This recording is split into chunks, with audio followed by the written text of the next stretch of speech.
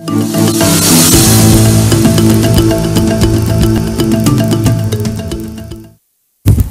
beberapa nama yang dicalonkan bisa menggantikan Setia Novanto dan diharapkan bisa mengangkat lagi taji Partai Golkar di kemudian hari, khususnya untuk menghadapi Pilkada 2018 dan 2019. Salah satu nama yang sekarang digadang-gadang adalah nama Erlangga Hartarto.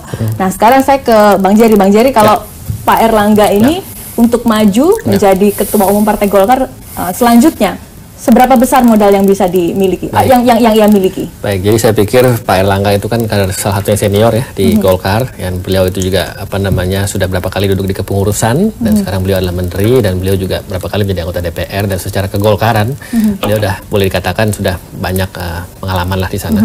Dan saya untuk merangkul dengan DPD? Saya pikir beliau jaringan ke daerah juga bagus, komunikasi politik ke pengurus provinsi maupun kabupaten kota juga baik, dan saya pikir mereka salah satu kans besar ya untuk bisa maju sebagai Caketum. Tapi ingin saya sampaikan bahwa Caketum itu tidak hanya Pak Erlangga ya. Inilah yang saya ingin katakan indahnya Golkar ya, efektifnya dan hebatnya Golkar lah, kita punya calon banyak. Tidak hanya Pak Erlangga, Pak Idrus Marham bahkan dikatakan diisukan untuk maju. Ada Pak Aziz Samsudin yang tadi Bung Melki ketemu juga diisukan maju. Masih banyak lagi calon-calon lain yang memang yang tadi saya sepakat juga Pak Indria katakan bahwa faksionalisasi di Golkar itu luar biasa. Jadi artinya kita tuh partai yang bergantung pada sistem. Seperti tadi Bung Melki katakan, berapa kali memang kita ada perbedaan pendapat, diselesaikan lewat Munaslup, diselesaikan lewat Munas dan lain sebagainya, tapi tetap aja solid dan pemimpinnya makin banyak. Nah, ini yang Pak Erlangga cukup bisa diterima DPD. Mungkin seandainya Pak Erlangga dimajukan, Bang Melki gimana katanya? Saya ini mengikuti Bang Erlangga ini kan bukan baru ya.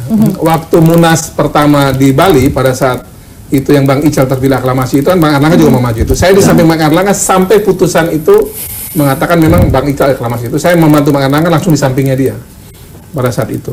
Kemudian pada saat Munas di Munas di Ancol juga sempat maju ya. Di Sukamata kemudian tidak jadi. Lalu Munas rekonsiliasi ketika Pak Novanto itu karena maju juga waktu itu. Waktu kami berbeda, saya tidak di situ, saya di Pak Novanto. Tapi menurut saya memang perbedaan kami di Golkar itu hal yang justru bagus gitu. Saya pribadi melihat figur Bang Erlangga ini orang bagus. Jadi kelihatannya kayak Munaslup kalau seandainya digelar akan dukung salah satu juga yang saya kira pantas untuk dipertimbangkan untuk dipilih ya. Orang bagus lah Bang Erlangga. Kalau tadi Bung Jadi sudah katakan, kami di Golkar ini stok untuk meneruskan ini cukup banyak gitu. Terlalu banyak. Ada Bang Idrus, ada Bang Asis, ada Bang Bamsud, banyak sekali. Dan di Golkar itu hebatnya adalah dia tidak pada soal figur dia. Dia punya sistem yang luar biasa. Jadi selalu bilang di Golkar itu kalau kita perlu teriakan apa yang dibilang hidup sistem Golkar itu yang membuat Golkar itu bertahan sampai hari ini. Sistem Golkar yang dibangun oleh para pendiri Partai Golkar yang dulunya memang dianggap menyusup kekuasaan pada era Pak Harto, dan ketika itu saya ada Pak Sarwono cerita ya. Di era Pak Sarwono menjadi sekjen partai pada itu sudah mulai dipikirkan bersama Pak Harto bagaimana Golkar itu dibuat terpisah dari kekuasaan. Betul. Dan sampai hari ini pun kami masih hidup gitu. Kalau bisa dikatakan sekarang petanya Golkar itu Idrus Marham adalah timnya Pak Setia Novanto, Pak Aziz Samsudin itu timnya Pak Ical, Erlangga yang direstui Pak Jokowi. Bisa saya kira begini, soal nanti diasumsikan oleh pihak luar seperti apa itu soal interpretasi ya. Tapi yang pasti baik Bang Erlangga, Bang Idrus, Bang Asis, Bang Bamsud, siapa saja nanti akan maju itu, mau mereka berasal atau ditaruh di stempel oleh stempel apapun juga itu, tapi ketika nanti dia masuk pada Munaslup itu dan mereka berkompetisi, mereka menjadi milik kami semua. Soal nanti suara dari semua DPD 1, DPD 2 dan ormas yang didirikan dengan Partai Golkar ini memilih ke siapa itu nanti, itu menjadi sangat cair, dan nanti setelah terpilih itu dipastikan sistem Golkar ini akan bekerja lagi membuat mereka juga menjadi bagian dari sistem Golkar itu. Oke, Pak Indra, kalau sendiri ya. Oke, ada nama-nama, ada Idrus Marham, kemudian Pak Aziz Samsudin, Erlangga, tadi disebut juga ada Nurdin Halid, mungkin bisa maju lagi, Bambang Susatyo juga bisa Bang Nurdin dan sebagainya. Bisa masuk. Pada saat nanti Munaslup digelar, apakah memang nama-nama figur ini cukup atau mungkin jangan-jangan nanti politik uang juga perlu dilakukan pada saat Munaslup? Iya, saya kira itu persoalan teknis di lapangan ya, politik uang, tapi prinsipnya bahwa pertama keuntungan Golkar punya stok banyak, ya calon-calon itu menunjukkan bahwa regenerasi terjadi di situ, era Bang Akbar dan seterusnya itu. Tapi di dalam dirinya karena banyak, maka ada kesulitan juga untuk menyeleksi mana yang terbaik. Ini alamnya juga. Nah, semua tergantung pada mekanisme partai. Jadi seperti yang dikatakan Bung Melki itu, kalau seandainya DPD seperti Anda, saya melihat bukan perpecahan yang terjadi, tapi pematangan, pematangan proses demokratisasinya itu. Dari beberapa nama yang jadi beberapa nama itu silakan digabung. Nanti kan ada ada tata tertib dalam pemilihan. Berapa yang syarat minimum didukung itu kan pasti ada. Jadi nanti akan mengerucut pada siapa? Apakah Idrus, apakah Aziz atau Bamsud, kemudian Erlangga, semuanya. Nah, biasanya dilihat ya secara normatif kan Golkar sudah punya prinsip PDLT. Oke, Pak. Ya, kan? Tapi begini, Pak, nama-nama itu kan bisa dikatakan mungkin besar di Partai Golkar. Tapi nama siapa yang laku dijual keluar? Karena kan berbicara masalah ketua umum itu adalah nama figur yang dijual pada saat Jadi yang pemilu. dalam arti kata jual itu memang partai boleh besar, si A boleh menang, tapi persoalannya laku nggak dijual gitu kan? Voter, pemilih itu menentukan masa depan partai gitu kan. Jadi bahasa Anda itu laku dijual itu penting. Seberapa jauh mengakar. Nah, ini konsolidasi. Jadi semua yang disebut tadi punya potensi untuk melakukan sosialisasi dalam waktu yang mungkin 1-2 tahun ke depan. Mereka harus all out menjual partai itu sehingga Golkar tidak terjerembab seperti yang ada di dalam survei terakhir ini. Jadi menurut saya Erlangga juga perlu turun kalau misalnya terpilih. Tapi itu kan nanti fase pertama adalah kesepakatan memilih siapa ini yang menjadi nahoda gitu. 2 tahun cukup waktu untuk bisa memoles figur tersebut. Kalau seandainya terjadi dalam tahun ini sampai Munaslup itu ada kesepakatan siapa yang menjadi nomor 1 dan diterima semua, maka mesin partai itu yang bergerak, bukan individu lagi. Gitu. Jadi DPD 2, DPD 1 semuanya bergerak untuk kepentingan partai, itu yang bagus. Oke. Kalau tadi dikatakan bahwa nama Erlangga Hartarto adalah salah satu atau mungkin satu-satunya nama yang sekarang mendapatkan restu Jokowi, apakah ini kemungkinan dia punya kans besar untuk memimpin Golkar? Saya tidak tahu kalau satu-satunya yang mendapat restu, tetapi mungkin dalam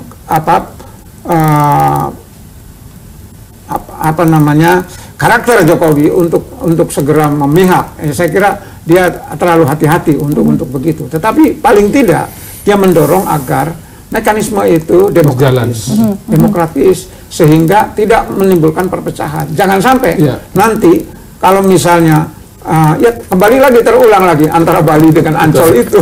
Jadi malah saya garis bawah yang dibilang oleh Bang Indria ya. Jadi kita harus memposisikan Pak Jokowi ini sebagai seorang bapak keluarga lah dalam konteks bangsa ini maupun dalam konteks Golkar. Nah, karena Pak Erlangga sebagai pembantu presiden adalah sebuah etika dan tata krama, beliau meminta izin dan sudah Pak Presiden sudah merestui. Pak Idrus Marham saja misalnya menjadi PLT Ketum juga itu melaporkan dan juga istilahnya meminta restu juga sebagai PLT Ketum Partai Golkar menggantikan Pak Setia Novanto. Jadi buat kami dan juga saya kira buat bangsa ini kita dalam konteks politik ya, karena presiden itu kan melekat kepala negara, kepala pemerintahan.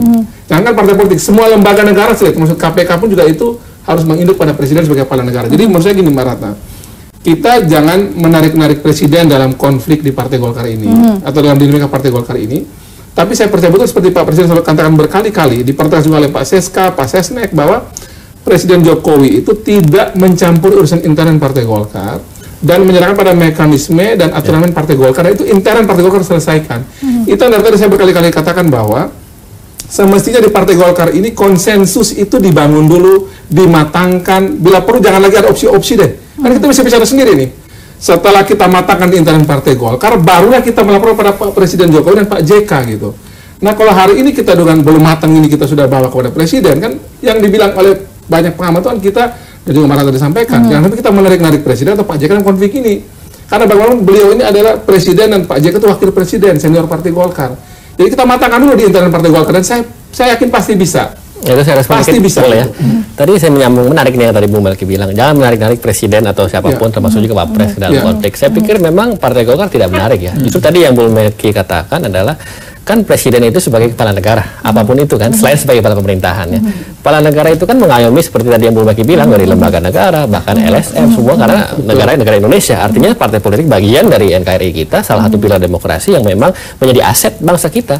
Jadi saya pikir itu bukan masalah kita ingin menarik Pak Jokowi atau Pak JK ke dalam konflik atau ke dalam konflik atau apa polemik Munaslup, bukan. Saya pikir ini kita hanya ingin seperti tadi juga Pak Indra katakan budaya politik. Budaya politik kita kan sekarang sebagai politik santun ya kan, melihat siapa yang lebih senior, melihat siapa presiden kita, melihat siapa bapak kepala negara kita. Ya, saya pikir itu wajar saja kita meminta mungkin semacam masukan ya. Dan kedua yang ingin saya katakan bahwa kan Pak Jokowi ini kan keluarga besar Partai Golkar juga, karena beliau yang kita calonkan sebagai calon presiden 2019 dan kita adalah partai pertama sebelum bahkan partai PDIP bahkan ya. Partai pertama ya. Dan ini saya katakan bahwa kalau tadi Bung Melki bilang belum matang sudah ke presiden atau sudah ke wapres, saya pikir ini justru kita ingin membuat jadi lebih matang untuk bisa meminta pendapat-pendapat, masukan-masukan supaya nanti kita mengolah di dalamnya dalam rapat pleno ataupun mekanisme lainnya itu bahkan bisa lebih mengerucut dan lebih lepas konflik gitu ya. Kenapa tidak dimatangkan di internal dulu? Saya pikir itu bagian dari proses ya. Artinya kita sudah rapat pleno bahwa nanti ada DPD 1 kan itu tidak kita bisa cegah. Itu kan aspirasi yang kita harus tampung